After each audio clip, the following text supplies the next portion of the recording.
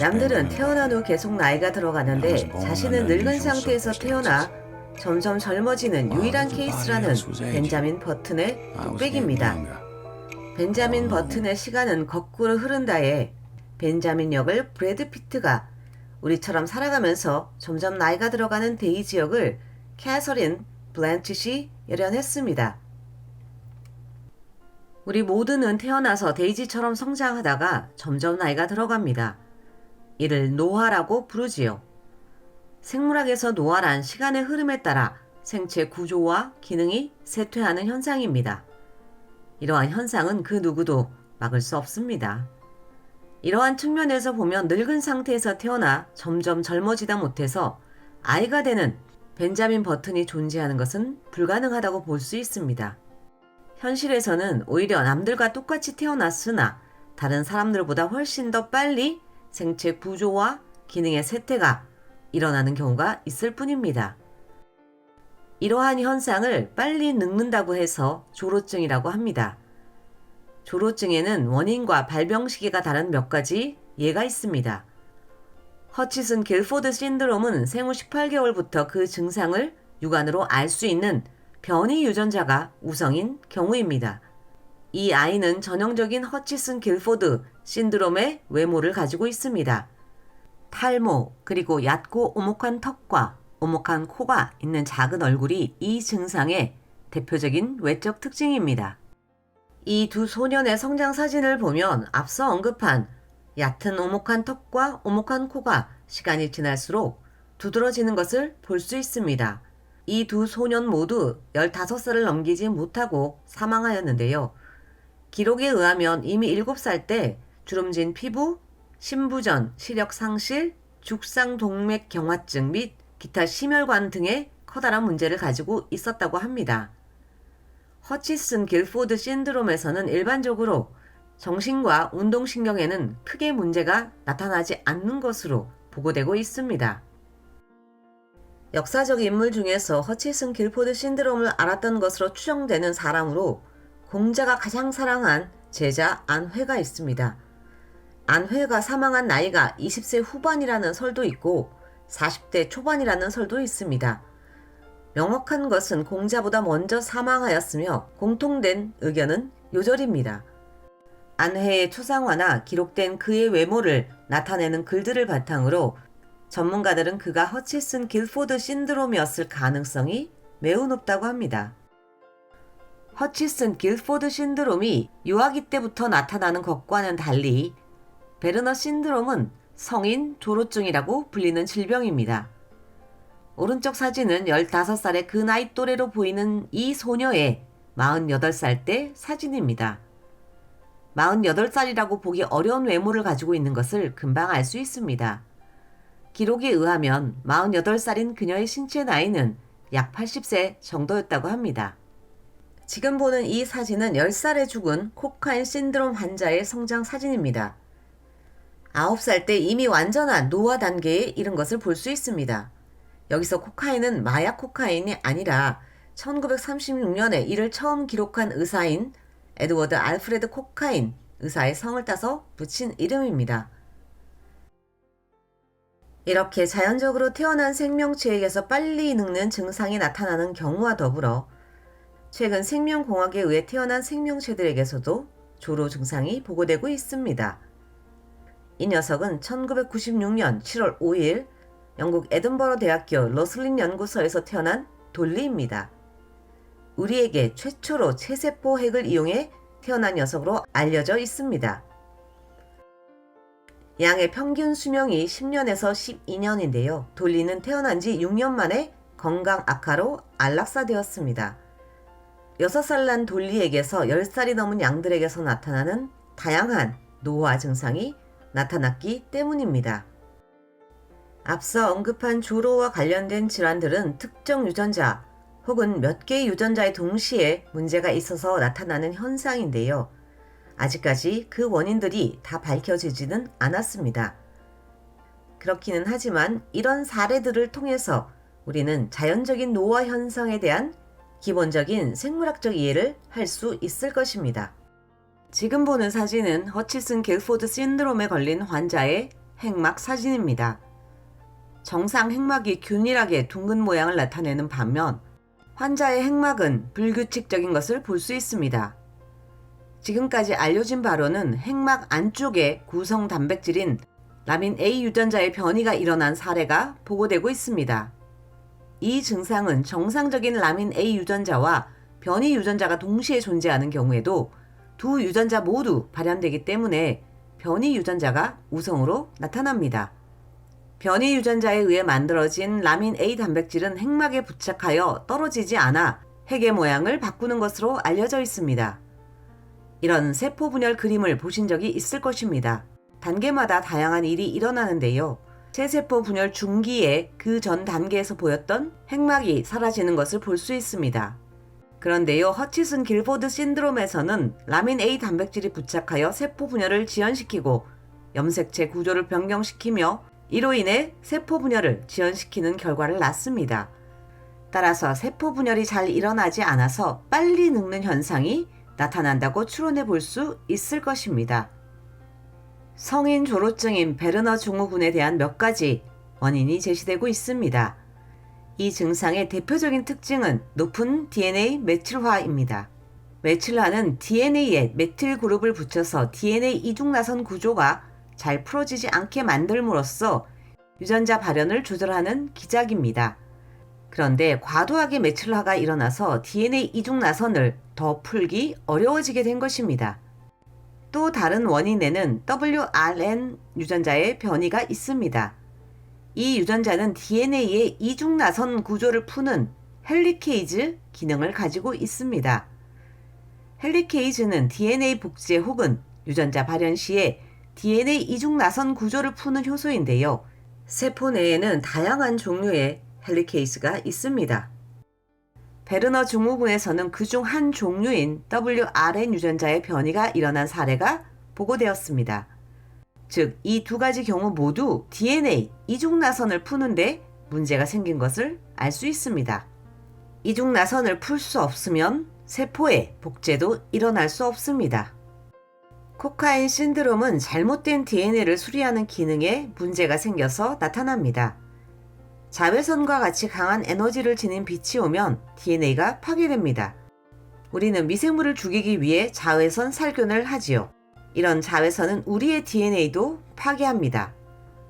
태양에서 오는 강한 자외선은 대부분 오존층에 의해서 흡수되고 일부만 지표면에 도달하기 때문에 우리가 받는 영향은 그리 크지 않습니다. 그렇기는 하지만 분명히 영향을 줍니다. 자외선으로 인해서 DNA의 일부가 파괴되면 그 파괴된 염기 서열 부분을 잘라내고 다시 정상으로 수리하는데요. 코카인 신드롬 환자들은 이 수리하는 기능이 현저히 낮습니다. DNA 구조를 파괴하는 또 다른 대표적인 원인에는 활성산소라고 부르는 리액티브 옥시젠이 있습니다. 이러한 질병들은 세포 분열이 잘 안 일어나고 세포 복제를 위한 DNA 이중나선 구조를 푸는 기능의 저하, 그리고 DNA 수리 능력 저하가 노화의 원인임을 보여주고 있습니다. 이러한 질병의 원인을 토대로 정상적인 사람의 경우에도 살아가면서 세포 분열과 관련된 유전자, 그리고 망가진 DNA를 수리하는 능력 저하가 누적되면서 서서히 노화가 일어난다고 추정해 볼 수 있을 것입니다. 앞서 언급한 사례에는 한 가지가 더 있었습니다. 돌리입니다. 돌리는 좀 다른 경우라고 할 수 있습니다. 자연적으로 태어난 생명체가 아니니까요. 왜 돌리는 노화가 빨리 일어났을까요? 일단 돌리가 태어난 과정을 살펴보겠습니다. 돌리에게는 3명의 엄마가 있습니다. 난자를 제공한 엄마 1, 체세포에서 핵을 제공한 엄마 2, 그리고 엄마 2의 핵으로 취한된 수정란을 키운 엄마 3이 있습니다. 이 과정을 보면 돌리는 성인 양의 체세포 핵을 그대로 가지고 태어난 것을 알 수 있습니다.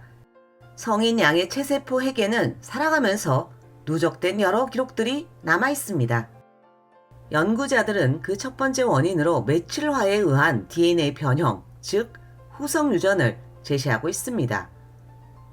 술을 마시거나 담배를 피는 것뿐만이 아니라 우리 일상에서 하는 모든 행동은 DNA에 기록됩니다. 그건 유전자 염기 서열을 바꿔서 기록하는 것이 아니라 DNA에 CH3 메칠 그룹을 붙여 기록합니다. 이로 인해서 유전자 발현이 달라지는 현상을 후성 유전이라고 하지요. 살아가면서 획득한 DNA 변형은 다행스럽게도 생식세포가 만들어지고 이 세포가 파트너 생식세포를 만나 수정란을 이루는 과정에서 대부분 지워집니다. 그런데 돌리는 이 과정이 불완전합니다. 따라서 일부 연구자들은 엄마 E의 DNA 변형이 많이 남아있는 것이 빠른 노화의 주된 원인이라고 제시하고 있습니다. 두 번째는 손상된 거대 분자들입니다. 핵을 이루는 여러 거대 분자들이 있는데요. 이들 또한 살아가면서 일부 손상됩니다. 엄마 E의 체세포 핵도 그런 손상을 안고 있을 가능성이 매우 높다고 할 수 있습니다. 세 번째는 엄마 E가 살아가면서 얻은 유전자의 변이일 것입니다. 이는 늘 모든 생명체에게 일어나는 일입니다. 그리고 아주 강력하게 제시되고 있는 주요 원인은 엄마 E로부터 물려받은 짧아진 텔로미어입니다. 텔로미어는 말단, 끝자락이라는 의미를 가진 단어입니다. 어디에 끝자락이냐고요? 선형으로 생긴 DNA 가닥의 끝자락을 의미합니다. 우리의 세포 한 개를 꺼내서 그 안에 들어있는 46개 염색체 중 아무거나 골라 다 풀어보면 긴 이중나선 구조가 보일 것입니다. 이 DNA는 원형이 아니라 선형입니다. 그 끝자락에는 일정한 염기 서열이 아주 길게 반복되어 있습니다. 이를 텔로미어라고 합니다. 이 텔로미어가 모든 생명체의 DNA에 존재하는 것은 아닙니다. 세균의 DNA는 선형이 아니라 직선의 끝이 연결된 원형입니다. 이런 경우에는 텔로미어가 존재하지 않습니다. 오로지 우리처럼 선형의 DNA인 경우에만 존재합니다. 선형 DNA의 구조를 조금 자세히 들여다보겠습니다. DNA를 이루는 단위 물질인 A와 T가 상보결합을 하고 있고 G와 C가 상보결합을 한 두 개의 가닥으로 이루어진 이중나선 구조입니다. 그림에서 보면 이 이중나선의 바깥쪽에는 당인 데옥실라이보즈가 있고 데옥실라이보즈들이 인산을 통해서 연결되어 있는 것을 볼 수 있습니다. 즉 각각의 가닥은 인산을 통해 긴 가닥을 이루고 있는 것을 알 수 있습니다. 그런데요, 두 가닥의 방향이 안티패러럴, 역평행이라고 합니다. 이 방향이라는 것은 한 가닥의 DNA 맨 끝에 데옥실라이보즈의 몇 번째 탄소가 위치하느냐로 정의됩니다. DNA 가닥 맨 끝에 위치한 데옥실라이보즈의 5번째 탄소에 인산이 결합한 끝을 5'이라고 하고 세 번째 탄소가 위치하는 끝을 3'이라고 합니다. 그림에서처럼 한쪽 가닥의 DNA가 5'에서 3'으로 놓여 있다면 다른 가닥은 3'에서 5'으로 상보결합하여 두 가닥의 방향이 반대가 됩니다. 이를 간략히 도식화해보면 DNA 두 가닥의 방향이 반대인 것으로 그림처럼 표시할 수 있습니다. 그런데요, DNA 합성은 늘 5'에서 3'의 방향으로만 일어납니다. 한 가닥의 DNA가 만들어질 때 세 번째 탄소의 자유로운 끝자락과 5' 탄소에 결합된 인산을 매개로 결합이 이루어집니다. 여기에 결합하는 새로운 염기는 또 동일한 방향으로 합성이 이루어지겠지요. 이와 같이 DNA 합성 방향이 5'에서 3'으로만 합성된다는 사실을 바탕으로 이중나선 가닥을 풀어 DNA를 복제해 보겠습니다. 풀어진 위쪽 가닥을 보면 새로운 DNA 합성은 5'에서 3'으로 일어납니다. 그러나 위쪽 가닥의 반대편은 3'에서 5' 방향이기 때문에 DNA 합성이 일어나지 않습니다. 아래쪽 가닥도 동일한 것을 그림을 통해서 볼 수 있습니다. 여기에 한 가지를 더 추가하면 복제를 처음 시작할 때는 DNA에서 출발하는 것이 아니라 일정한 크기의 RNA 블럭을 붙인 다음부터 DNA를 합성할 수 있습니다. 이 블럭을 RNA 프라이머라고 합니다. 그래서 복제가 끝나면 그림처럼 역평행의 이중나선 DNA가 두 개가 생깁니다. 그런데 새로 만들어진 DNA 끝에 RNA 프라이머가 붙어 있습니다. DNA에 RNA가 있으니 얘를 제거해야겠지요. RNA를 제거하면 상보결합하지 못한 이리저리 흔들리는 한 가닥의 DNA가 생깁니다. 얘를 어찌해야 할까요? 반대편 가닥을 다시 합성하여 두 가닥으로 만들려고 해도 DNA 합성은 늘 5'에서 3'으로 일어나기 때문에 5'으로 끝나는 이 가닥의 빈 부분을 합성할 수 있는 방법이 없습니다.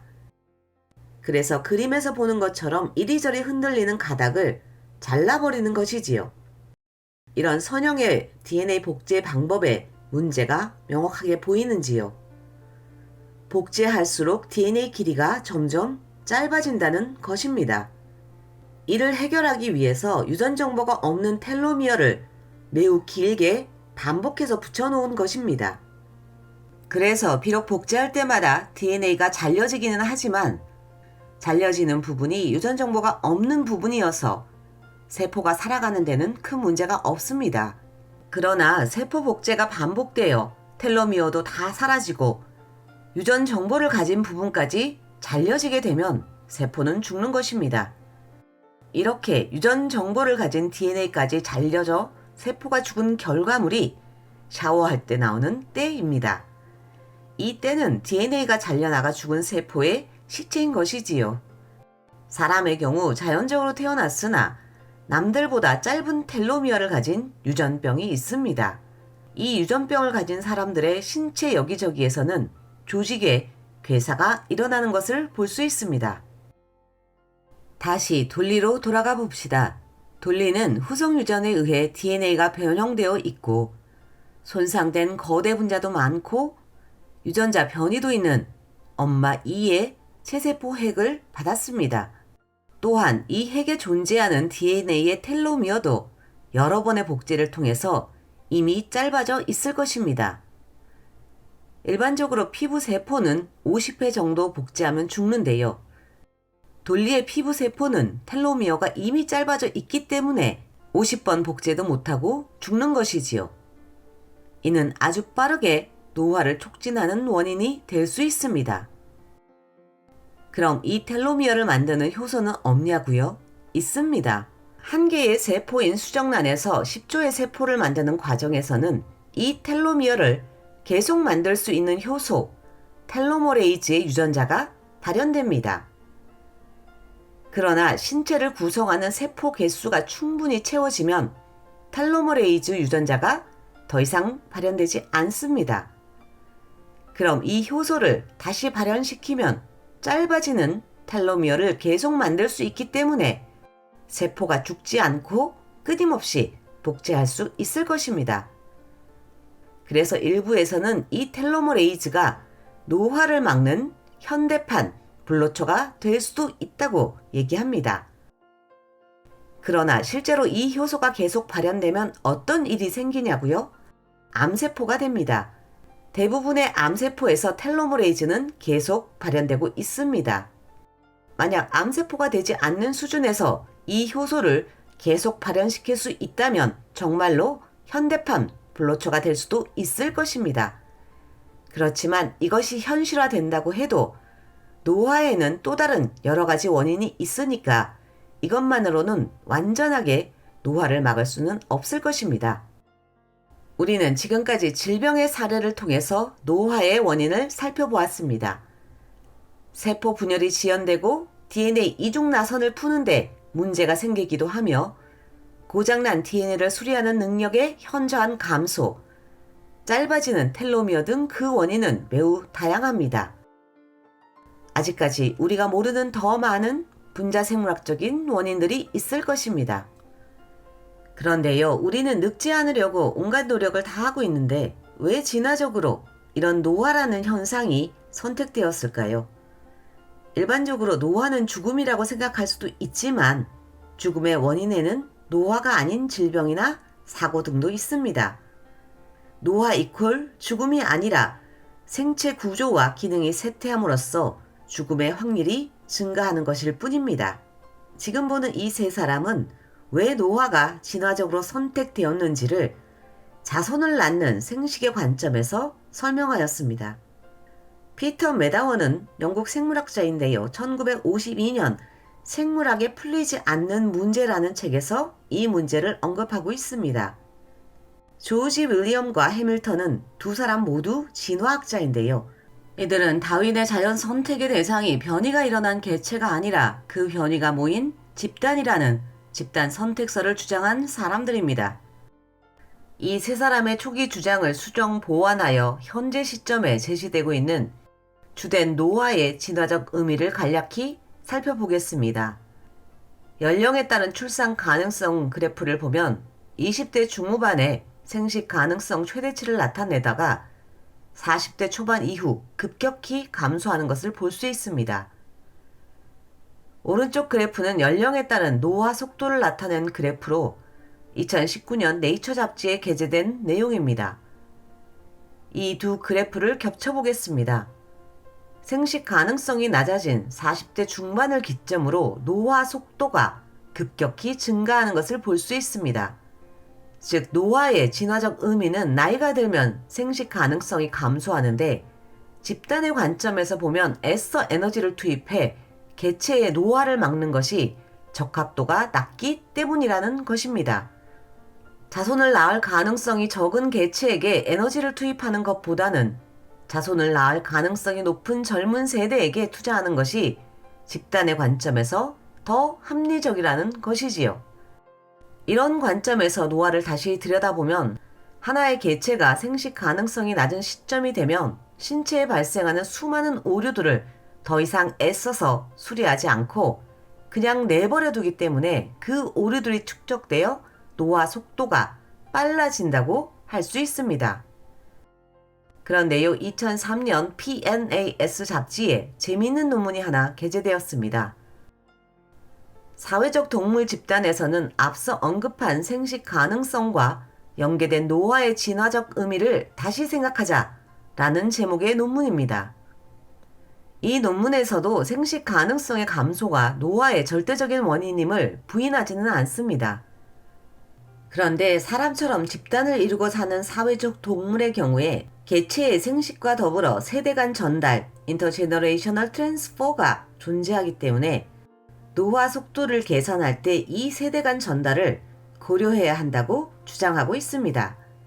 세대 간 전달이란 하나의 자손이 생식 가능해지기까지, 더 나아가 자손을 낳기까지 들어가는 모든 노력, 즉 투자를 의미합니다. 하나의 자손을 낳기만 하고 끝나는 것이 아니라 부모가 돌보고 형제 자매들이 돌보고 할아버지 할머니가 돌보는 그 모든 노력을 의미합니다. 따라서 나이가 들었다고 하더라도 내 자손의 생식 시기까지 육아를 한다면 노화가 늦춰질 수 있다는 것입니다. 이 주장이 옳다면 조부모가 손자 손녀를 돌보는 황혼 육아가 노화를 늦출 수 있다고 주장해 볼 수도 있을 것입니다. 실제로 이와 관련된 여러 논문들이 발표되었는데요. 우리나라 조사 결과에서도 황혼 육아에 의한 신체적인 부담은 크지만 인지 기능이 개선된다는 연구 결과를 제시하고 있습니다. 인지 기능이 개선된다고 하더라도 신체적 부담을 무시할 수는 없겠지요. 우리는 벤자민 버튼의 시간은 거꾸로 흐른다의 벤자민이 아닌 데이지처럼 다 그렇게 늙어가고 있습니다. 이게 특별한 일은 아니지요. 이 영화의 마지막 장면처럼 황혼의 나이가 되어서 아이를 돌본다면 정말 노화가 더 늦춰질 수도 있을까요? 그런데 개인적으로 꼭 노화를 늦춰야 하는지는 의문입니다. 지금까지 불량엄마 과학수다 벤자민 버튼의 시간은 거꾸로 흐른다와 함께한 노화의 진화였습니다.